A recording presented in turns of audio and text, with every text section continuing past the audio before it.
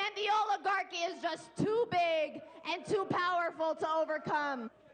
But 1 year, 6,500 volunteers, 115,000 doors, 500,000 calls later. You are the proof that the power of organized people beats the power of organized money. The mega wave continued in Colorado. Democratic socialist Melat Kiros, a 29-year-old political newcomer, defeated a 30-year incumbent in the congressional primary. While the political battle over socialism is reshaping the Democratic Party, another major fight over immigration is also playing out. The Supreme Court delivered what I think was a no-brainer decision on the president's executive order trying to change the U.S. Constitution by executive order. So I wanted to have on Colorado member of Congress Lauren Boebert, because she's in Colorado. She's a fierce member of MAGA, to help us understand what she sees as the state of play. Representative, thank you for joining us. Chris, it's great to be with you this evening. So are you concerned that the populist momentum has shifted and that the need for disruption, the want for disruption, is bigger than ever, but now it's directed at MAGA and at Democrats as well, instead of coming from MAGA?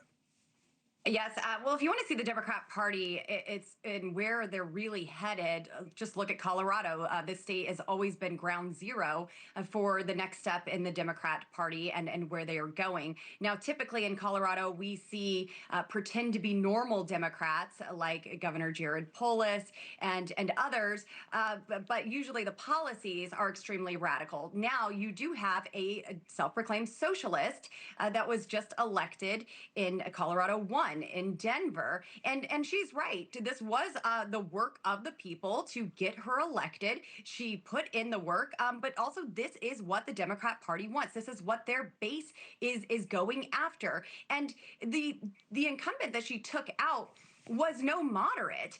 Diana DeGette, she was an impeachment manager for President Trump's impeachment. She wants single-payer health care. She wants to abolish ICE. She wants open borders in sanctuary cities and sanctuary states, but she wasn't aggressive enough. She did not go after some of these more hard-lined issues that Mamdani's Melat is promising to do. And, she's currently working in a coffee shop benefiting off of President Trump's no tax on tips. And soon she will be on her way to Washington, D.C. To be one of my colleagues. But I just want to say no Democrat is any different than this. Just their messaging is. So this isn't just some rogue insurgency. This is the Democrat Party today. Well, look, people used to say the same thing about MAGA. And, Bill O'Reilly just made a point that I'm going to borrow. What people want fought against is more powerful to them than what comes with it. And Bill used that to explain why members of MAGA and the Republican Party are so quiet when we both know the president is being a pig with profits while president. But you don't say anything the way you did about Biden, because what he's fighting against is more important to you than what he is doing himself. Okay, I'll accept the point. That's what's happening in these races. They're not afraid of socialism because they're more afraid of the reality that they want disrupted. And this lady working in a coffee shop makes that point, because people with an education don't want to work in a coffee shop. They don't want to be underemployed, and you have more Americans underemployed than we have in the last 15 years. I get it. I was a small business owner, and I employed those waitresses who were being taxed on tips at the time and did want a better life and a more secure Colorado and a secure nation. And right now, we effectively have a closed southern border that is more secure than it's been in decades. And these things are important to us. And certainly, I am not afraid to call out my own party. I've done that time and time again, even when it is with President Trump. Trump. So I get that, but also this isn't just about hating Trump and just going against him and what they say that he is doing. I mean, they are taking out their own and wanting true socialism, which inevitably will be communism. These are already the policies that folks like Diana DeGette has been pushing for, but they were not pushing hard enough. And I promise you, this next Congress, they will push harder than ever for these things. And it's going to be the same, just like it always is. You know, the one thing I appreciate about Democrats is they typically don't lie about their motives and what they want when they get into office. And Melat is not lying. She wants socialism. She wants more of it, a lot of it, and she's very proud to say it. And so now the pretend to be normal Democrats that people like myself and Gabe Evans in Colorado are running against, well, this is their party, and this is what we are running against as well. I think that it's going to be a battle of whether or not more voters believe in the boogeyman, which is the systemic change of capitalism to something else, which hasn't happened in New York City. And even the socialists, they may say they like it theoretically. Was just telling people to put their thermostats at 78 degrees because the grid can't handle it. That's what Denver just voted for last night. That's not socialism. They do not have the energy socialism. Policies that we want, and they want green energy. He says the grid is overloaded. All right, but that's something just like different. California. Well, the grid is overloaded. Get there. And all of these, because they won't allow us to have efficient energy. They are shutting down coal-fired energy plants and not allowing us to drill. The grid is overloaded. It's not about the type of fuel. It's about the type of infrastructure.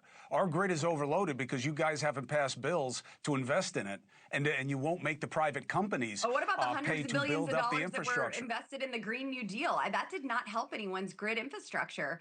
And, I mean, these are the policies that were failing over the past few years, and now we are here working to get policies back in place with this very slim majority. The Infrastructure Act. I want to do more. The Infrastructure Act worked for your constituency and worked for a lot of others also. You guys all took the money, and you all did it to do public work jobs. And Chris, you absolutely know that. You took the money. 9% of the $1.2 trillion went to actual infrastructure. I mean, this was But you took the money. Well, certainly for the projects that were needed. But I mean, this 9% of an infrastructure bill going to infrastructure. Oh, look, anyway, I agree. Those days are gone, and we're working on I agree. It should have been more and better. They should have been more and better, no question. I got one other quick question for you. Here's what I don't get. I have you want to say, hey, we shouldn't have birthright tourism. I agree. But it's not really that big a problem. What would be a problem is if a president, by executive order, can change the U.S. Constitution. Would you really be okay with that just because you don't like what's in the Constitution? Would you really be okay with the president changing it with his pen? So, Chris, I'm not okay with just an executive order, and I have been fighting within my own party and within this Congress to codify his executive orders. So if we agree with a policy, then we should pass that law and enforce that law. And so right now, it is up to us to codify that executive order after the Supreme Court decision. We have to talk about this because this is a racket, and we need to shut it down.